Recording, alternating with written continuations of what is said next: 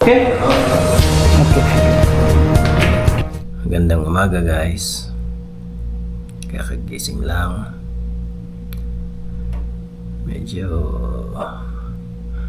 madalas ang interruption ng tulog kagabi kasi maingay yung aking aircon.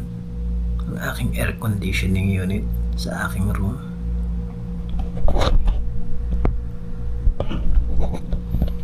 Bala ko siya ipagawa ngayong araw na ito. Planning at 4 PM kasi para medyo mababa na ang temperature, outside temperature.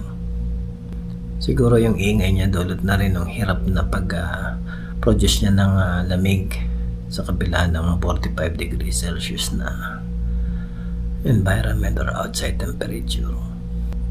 Natawagan ko ang inirekomendang repairman ni Kuya Resty. Shout out Kuya Resty. I will call your technician. Kukunin nila yung aircon, dilinisin siguro, or kung ano man yung baka LEC or fan ang may issue, maluwag, hihigpitan.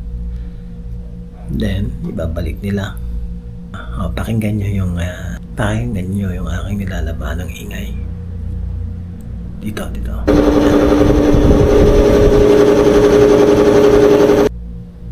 Di ba maingay? Siguro lalagyan ng silencer yon para tumahimik. Okay naman yung lamig, walang problema sa lamig. Nakakapag-produce siya ng lamig. Yung ingay lang talaga, beyond ordinary. Ang sound or ang noise. Balikan ko kayo mamaya.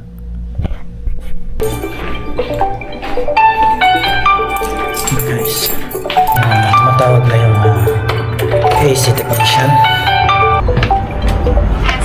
Hi. Afternoon. How are you?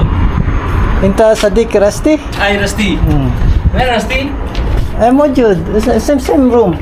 Same room. Same flat, but mapi same room. Rusty, my friend. How are you? What is your name? Sulaiman. Okay, I'm vlogging, huh? Sure. كويس؟ ما في كويس. كويس هذا temperature. Tabrez कोई बस वो But ايش هذا؟ Fan motor sound Sound, huh? Fan motor كم دقيقة ممكن؟ 1 hour 2 hour 2 hour? ممكن صباح. ممكن صباح.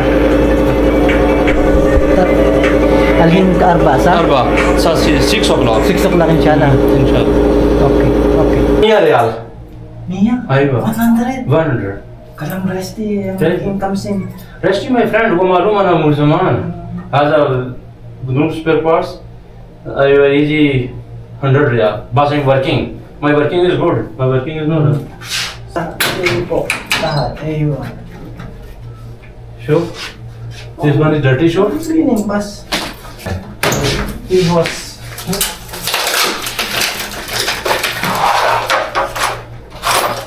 सही लगाने क्या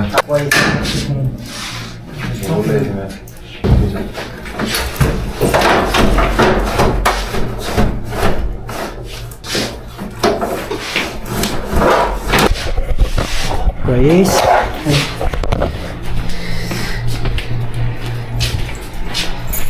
Okay? Okay.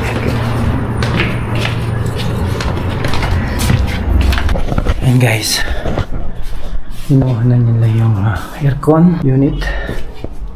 Tinanggal dito sa power outlet. Tingnan natin kung anong gagawin. Sabi daw fan. Luwag daw yung fan. Pasisikipan lang and then lilinisin yung AC. The whole unit. Wala naman daw problema sa Freon. Let's see. After 2 hours. Ngayon, anong gagawin natin? Anong gagawin ko? Sa loob ng room na walang AC. For the next 1.5 or 2 hours, lalabas ako. Pupunta ako sa nearby establishment. Kikigamit ako ng AC. I'm here at Herpy. It's near to my house. So that kung sakaling tatawag yung AC technician at ready na para sa ikabit ng AC sa bahay, mabilis akong makabalik doon. Yeah, no.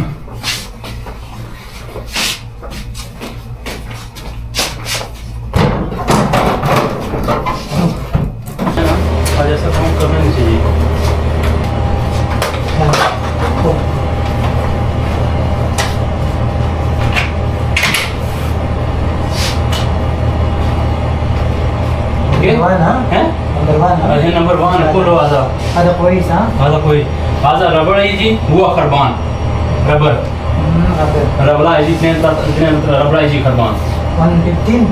ها How much? 115? 120 Oh, too much يا أخي. ما في كماشي والله أنا ما في شغل ما في مشكلة. أنا شنو 110, 120. 120 Okay, I know. Okay. Thank you, ha?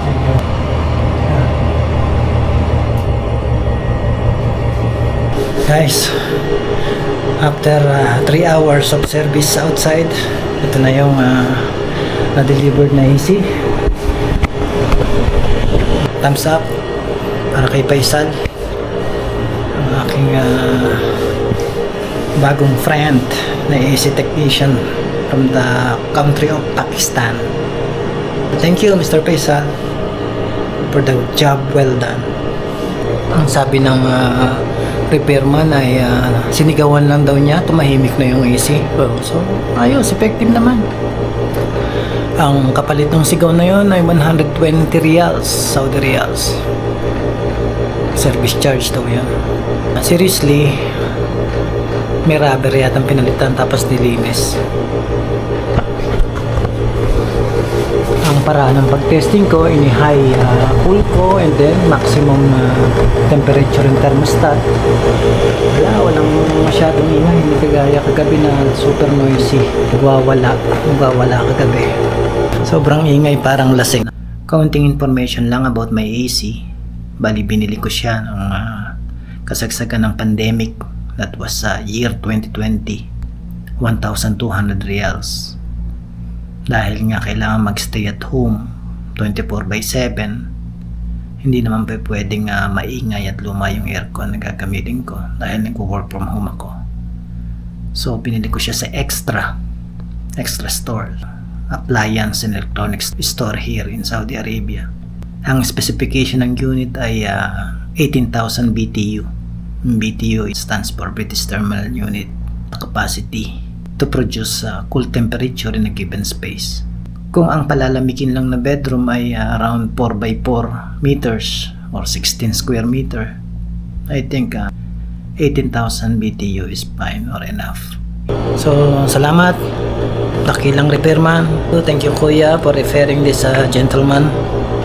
Kung gusto niyo silang makontak, wala silang Facebook account, corporate website ang meron sila. Ilalagay ko sa ilalim kung may ilalagay ko pa sa vlog na ito. So much for this vlog guys. Enjoying ko muna, nanamnamin ko muna yung tahimik na kapaligiran sa loob ng aking bedroom. Naway patuloy na ang mapayapang tulog ko.